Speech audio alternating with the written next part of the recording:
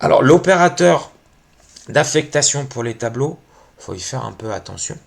Là, on déclare et on initialise deux tableaux, T1 et T2. D'accord.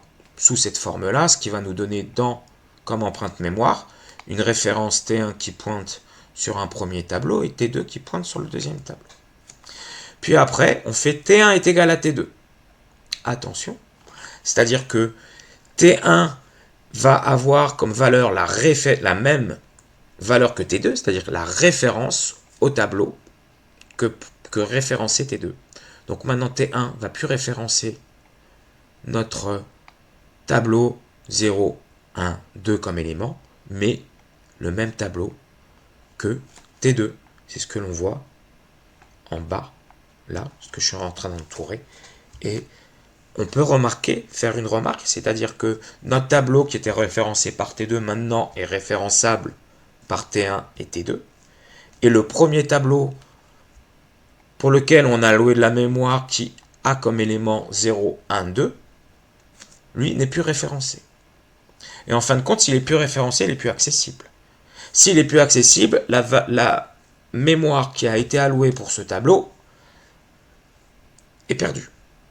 En fait, on dit qu'il devient candidat au ramasse-miettes. On en reparlera quand on fera le ramasse-miettes. Alors, quelques exercices. Alors là, on a le schéma mémoire. A est égal à new int de A. Donc A est une référence qui va référencer un tableau de 10 éléments. Alors, avec la souris, c'est pas terrible, mais soit. On alloue un tableau de 10 entiers pour B, de la même manière. Notre référence, donc B, qui référence ce tableau, donc B. Puis après, pour int i égale à 0 jusqu'à a.length, c'est 10, sa taille. Donc, i est égal à 0, i inférieur à 10, donc i va varier de 0 à 9 compris. Et on va initialiser par exemple A2 0 avec 0, A2 1 avec 1, etc. Donc ici on aura 0, 1, 2, 3, 4, 5, 6, 7, 8, 9. Puis après on fait B égale A. Si on fait B égale A, B ne pointe plus vers le tableau auquel il pointait précédemment, puisque la référence B prend la valeur de la référence A. B référence le même tableau que A. Prenons l'exemple d'en dessous. De la même manière, on va créer un tableau A.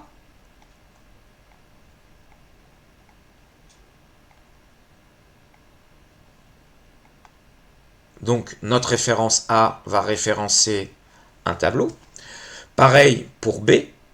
Donc, ma référence B référence un tableau pour lequel on a réservé de l'espace mémoire. Puis, on initialise A, comme tout à l'heure, avec 0, 1, 2, 3, 4 jusqu'à 9. Puis après, on exécute notre seconde structure itérative. I va varier de 0 à 9 et à chaque itération, on exécute l'instruction B de I est égal à A de I. Donc on va bien copier dans B la valeur des éléments de I. Donc là, 0, 1, 2 et ainsi de suite. Donc on aura bien gardé nos deux tableaux. Morale de l'histoire, si on veut faire des traitements sur un tableau, comme une copie par exemple, on doit le parcourir. Donc les structures itératives, les boucles for sont très adaptées pour faire des traitements sur les tableaux. Sémantique de l'opérateur égal. C'est ce qu'on vient de voir tout à l'heure. On le mettra en œuvre juste après dans la pratique. On peut remarquer tout du moins qu'on crée deux tableaux A et B de taille 10. On parcourt le tableau A, on l'initialise et on le copie dans le tableau B. Est-ce que A égale B? Attention, l'opérateur test d'égalité là, va tester les références entre A et B. A et B sont des références. D'accord? Donc, attention, A est égal à B, ici. Vu que ce sont deux tableaux différents, il y a des grands, ça sera, donc, les références sont différentes. D'accord? Puis après, on va itérer sur les deux tableaux et tester élément par élément dans notre boucle for. Hein, I va varier de 0 à 9. Et on va tester B de 0 est-il différent de A de 0, B de 1 est-il différent de A de 1, et ainsi de suite pour tous les éléments de notre tableau. Le contenu est-il identique? Là, on va avoir le contenu identique à faux, puisque jamais un élément de A n'est pas égal à l'élément de B. C'est comme ça qu'on les a initialisés. Et donc, contenu identique ne sera jamais vrai, puisque cette condition ne sera jamais vraie. Donc, contenu identique va rester à true, à la valeur à laquelle on l'a initialisé. On ne va pas la modifier. On ne va jamais exécuter l'instruction contenu identique égale false. Donc, on va bien afficher le contenu est identique. Quelques exemples de manipulation de tableau. Donc ici, on déclare un tableau et on initialise ces 10 éléments. On parcourt le tableau avec notre structure itérative et on va afficher l'élément d'indice I, donc de 0 à 9, et on affiche la valeur du tableau à l'indice. D'accord? Donc par exemple, l'élément d'indice 0, on va afficher 1, l'élément d'indice 1, on va afficher 2, et ainsi de suite. Ce que vous voyez à droite, qui est le résultat de l'exécution. On pourrait très bien aussi, là, dans l'exemple suivant, on déclare un tableau de taille 4, on parcourt les éléments du tableau, et pour chaque élément, on va lui affecter une valeur qui aura été saisie au clavier. Et on affiche après les éléments du tableau. Vous voyez un exemple d'exécution avec saisie 1, 2, 3, 4. Que l'on affiche après. Donc on peut très bien lire toutes les valeurs des éléments. On peut parcourir un tableau à plusieurs dimensions. Alors celui-là, il est un peu plus complexe. Si vous ne le comprenez pas tout de suite, c'est pas très grave. Tableau à deux dimensions, c'est-à-dire un tableau qui contient des tableaux. Tout simplement, hein, c'est une matrice. D'accord? Ici, on a une matrice qui fait 1, 2, 3, 4, 5 et 6. D'accord?